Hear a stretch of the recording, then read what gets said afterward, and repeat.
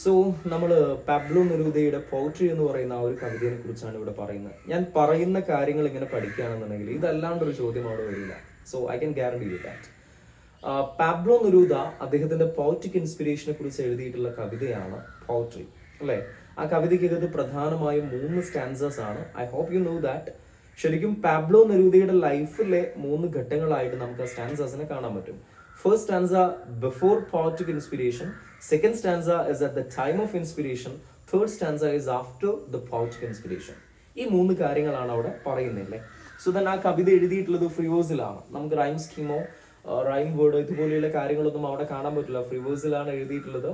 കവിതയുടെ ടോണ് എക്സാമിന് ചോദിക്കാറുണ്ട്. എക്സ്റ്റാറ്റിക്, ECSTATIC, എക്സ്റ്റാറ്റിക് ആണ് കവിതയുടെ ടോണ്. ഓക്കെ, സോ ദെൻ നമ്മൾ ആദ്യത്തെ സ്റ്റാൻസയിലേക്ക് വരികയാണെങ്കിൽ അവിടുന്ന് ചോദിക്കുന്ന ചോദ്യം എന്ത് എന്നുള്ളത് ഞാൻ പറയും.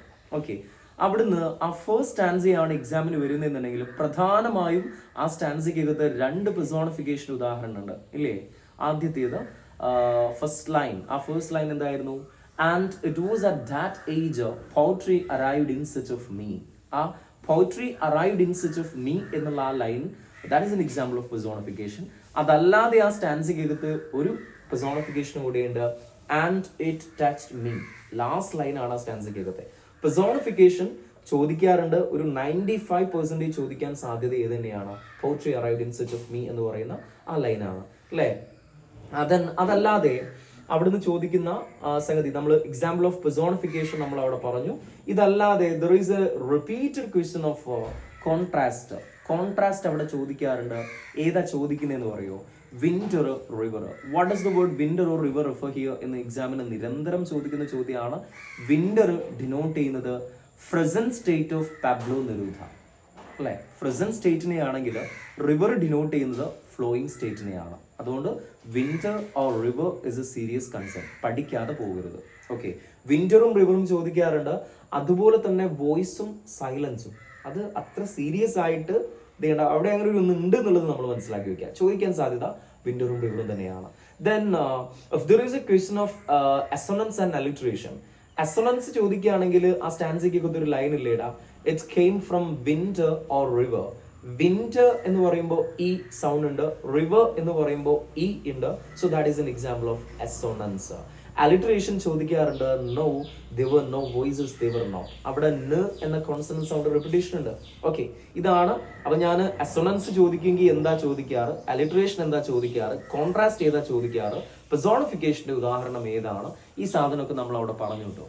ഇനി ഇതല്ലാതെ അവിടുന്ന് ചോദിക്കുന്ന ഒരു സംഗതിയുണ്ട്, that is summoned. What is the meaning of the word summoned എന്ന് ചോദിക്കാം. സമ്മണ്ട് എന്ന് പറഞ്ഞാൽ അർത്ഥം എന്താ? കോൾഡ് എന്ന. Where he was summoned from. Second question ആണ്. എവിടുന്ന കോൾ ചെയ്തത്? From A street, from the branches of night. അങ്ങനെ കുറെ കാര്യങ്ങൾ പറയുന്നില്ലേ? അവിടെ പഠിക്കണേ. ബ്രാഞ്ചസ് ഓഫ് നൈറ്റ് ഏതാണ് പോയറ്റിക് ഡിവൈസ് എന്ന് എക്സാമിന് ചോദിച്ചിട്ടുണ്ട്. പോയറ്റിക് ഡിവൈസ് ഏതാ? മെറ്റഫോർ. എന്താ ബ്രാഞ്ചസ് ഓഫ് നൈറ്റ് എന്ന് റീസെന്റ് ആയിട്ട് ചോദിച്ചു. V can say that it's A part of night, it's A mysterious time in the night. ആ ഉത്തരം നിങ്ങളുടെ കയ്യിൽ വേണേ. ഇതല്ലാതെ അബ്രപ്റ്റ്ലി എന്ന് പറയുന്ന ഒരു വാക്ക് അവിടെയുണ്ട്. അബ്രപ്റ്റ്ലിയുടെ അർത്ഥം എക്സാമിന് ചോദിക്കാറുണ്ട്. സഡൻലി. വയലന്റ് ഫയർ എന്ന് പറയുന്ന ഒരു എക്സ്പ്രഷൻ ഉണ്ട്. That is a serious concern.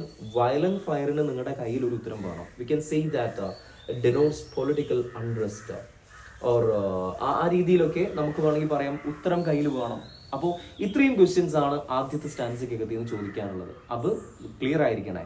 So ഇനി നമ്മൾ സെക്കൻഡ് സ്റ്റാൻസയിലേക്ക് വരികയാണെന്നുണ്ടെങ്കിൽ there is a repeated question of alliteration. ആദ്യം നമ്മൾ പഠിക്കേണ്ടത് അലിട്രേഷൻ്റെ ക്വസ്റ്റ്യൻ ആണ്. Something started in my soul. സ് എന്ന സൗണ്ടിന്റെ റിപ്പീറ്റേഷൻ, അല്ലേ? ദെൻ അവിടെ അലിട്രേഷന്റെ ക്വസ്റ്റ്യൻസ് ആയിട്ട് കുറേ നമുക്ക് കാണാൻ പറ്റൂട്ടോ. അത് നിങ്ങൾ ലൈന് നോക്കിയാൽ നിങ്ങൾക്ക് അറിയാൻ പറ്റൂലേ? ആ സ്റ്റാൻസയ്ക്ക് തന്നെ ലാസ്റ്റിലേക്ക് വരുമ്പോൾ പ്ലാനറ്റ്സ് പൾപിറ്റേറ്റിംഗ് പ്ലാന്റേഷൻ, സൗണ്ടിന്റെ റിപ്പീറ്റേഷൻ ഉണ്ട്. That is important. ഇനി അതല്ലാതെ സെക്കൻഡ് സ്റ്റാൻസയ്ക്കൊക്കെ തീർന്ന് ചോദിക്കുകയാണെങ്കിൽ ഫീവറും ഫൊർഗോട്ടൺ വിങ്സും ചോദിക്കാം. Fever, sudden changes fell by the port. Forgotten wings ഉത്തരം നിങ്ങളുടെ കയ്യിൽ വേണം. നിങ്ങൾ എന്താണോ പഠിച്ചത് ആ സംഗതി എഴുതിയാൽ മതി. ഇനിയിപ്പോൾ ഞാൻ പെട്ടെന്ന് ഇപ്പോൾ എന്തെങ്കിലും പറഞ്ഞിട്ട് അത് കൺഫ്യൂസിങ് ആക്കുന്നില്ല. ഇപ്പോൾ നമുക്ക് വേണമെങ്കിൽ പറയാം forgotten wings, I mean forgotten creativity or realization of hidden talents. അദ്ദേഹത്തിന്റെ ആ ഒരു ക്രിയേറ്റീവ് ആയിട്ടുള്ള ടാലന്റുകളാണ്, അങ്ങനെയൊക്കെ പറയാം. നിങ്ങൾ എന്താണോ പഠിച്ചത് അത് അവിടെ എഴുതി വയ്ക്കുക. ഓക്കെ, അത് കഴിഞ്ഞാൽ പിന്നെ അവിടെ ഡെസിഫർ എന്നുള്ളൊരു വാക്കുണ്ട്. Meaning of the word decipher is to discover. Okay, discover. ഇത് കഴിഞ്ഞാൽ പാബ്ലോ നെരൂദയുടെ ആദ്യ വരിയുടെ പ്രത്യേകത ചോദിക്കും. It was faint, then nonsense, അങ്ങനെ കുറച്ച് കാര്യങ്ങൾ അവിടെ പറയുന്നുണ്ടല്ലോ. ആദ്യ വരിയുടെ പ്രത്യേകതകൾ ചോദിക്കാറുണ്ട്. It was faint. ഫെയിൻറ്റ് എന്ന് പറഞ്ഞാൽ അർത്ഥം നോട്ട് ക്ലിയർ എന്നുള്ളതാണ്. വിത്തൗട്ട് സബ്സ്റ്റൻസ്, അർത്ഥം അറിയണം. It was meaningless, it had no content, and pure wisdom of someone who knows nothing. ഇത്രയും കാര്യങ്ങൾ അവിടെ പഠിച്ചു വയ്ക്കണം. ഓക്കെ, ദെൻ അത് കഴിഞ്ഞാൽ പിന്നെ അവിടുന്ന് ചോദിക്കാറുള്ളത് അൺഫാസൻഡ് എന്ന് പറയുന്ന ഒരു വാക്കുണ്ടല്ലോ, അതിന്റെ അർത്ഥം ചോദിക്കാറുണ്ട്. അൺഫാസൻഡ്, അൺലോക്ക് ഓർ ഓപ്പൺസ് അപ്പ് എന്നുള്ളതാണ് അവിടെ പ്രധാനമായിട്ടും ഉദ്ദേശിക്കുന്നത്. ദെൻ ഇതല്ലാതെ അവിടെ ഒരു കാര്യം പഠിക്കാനായിട്ട് ആ സ്റ്റാൻസിക്കകത്ത് ഒരു ലാസ്റ്റ് 3 ലൈൻസ്, ആ last 3 lines that is very important. അത് എക്സ്പ്ലെയിൻ ചെയ്യാൻ എന്ന രൂപേനെ നമ്മളോട് ചോദിക്കാറുണ്ട്. അങ്ങനെ ചോദ്യം വരികയാണെങ്കിൽ ആൻസർ ചെയ്യാൻ പറ്റണം. Actually we can say that അടിപൊളി. So actually we can say that എന്താ പറയാ, actually that lines show the poetic inspiration of the poet. Pablo നെരൂദയുടെ പോയറ്റിക് ഇൻസ്പിരേഷനെ കാണിക്കുന്ന വരികളാണ് ആക്ച്വലി ആ ലൈൻ. ആ ലൈന് നമുക്ക് ഫോളോ ചെയ്യാൻ കുറച്ച് ബുദ്ധിമുട്ടാണ്. അതിന്റെ കാരണം എന്താ, അദ്ദേഹം ആക്ച്വലി ശരിക്കും ഒരു കവിയായി മാറി എന്നുള്ളതാണ് അവിടെ ഉദ്ദേശിക്കുന്നത്. അപ്പൊ ആ ലൈൻസ് അവിടെ ഇമ്പോർട്ടൻ്റ് ആണ്. അവിടെ ഒരു ഫയറും ഫ്ലവറും ഉണ്ട്. ഫയർ വയലൻസ് ആണെങ്കിൽ ഫ്ലവർ എന്തായിരിക്കും, പീസ് ആയിരിക്കും. ആ എക്സാമിന് ചോദിക്കാറുണ്ട്, നിങ്ങൾ എന്താണോ പഠിച്ചു വെച്ചിരിക്കുന്നത്, നിങ്ങൾ സ്കൂളിൽ നിന്ന് എന്താണോ പഠിച്ചത്, ആ പഠിച്ച കാര്യങ്ങൾ അവിടെ അപ്ലൈ ചെയ്താൽ മതി. അത് ചോദിക്കാറുണ്ട്. ഫയർ ഫ്ലവർ മറക്കരുത്, സീരിയസ് കൺസേൺ ആണ്. And the last answer that is very simple. അവിടെ ഞാൻ പറയട്ടെ, ഇൻഫിനിറ്റെസിമൽ എന്ന വാക്യത്തിന്റെ അർത്ഥം ചോദിക്കാറുണ്ട് അല്ലെ. ഇൻഫിനിറ്റെസിമൽ എക്സ്ട്രീംലി സ്മോൾ എന്നുള്ളതാണ്. ഇൻഫിനിറ്റെസിമൽ ബീങ് എന്ന് പറയുമ്പോൾ ഏത് ഡിവൈസാ യൂസ് ചെയ്തെന്നുള്ളൊരു ചോദ്യം വരികയാണെങ്കിൽ that is metaphor. Pablo Neruda അദ്ദേഹം കമ്പയർ ചെയ്തുകൊണ്ട് പറയാണ്, ആൻഡ് ഐ ഇൻഫിനിറ്റെസിമൽ ബീങ്. അദ്ദേഹത്തെ ഒരു ഇൻഫിനിറ്റെസിമൽ ബീങ് ആയി കമ്പയർ ചെയ്യുമ്പോൾ that is an example of metaphor.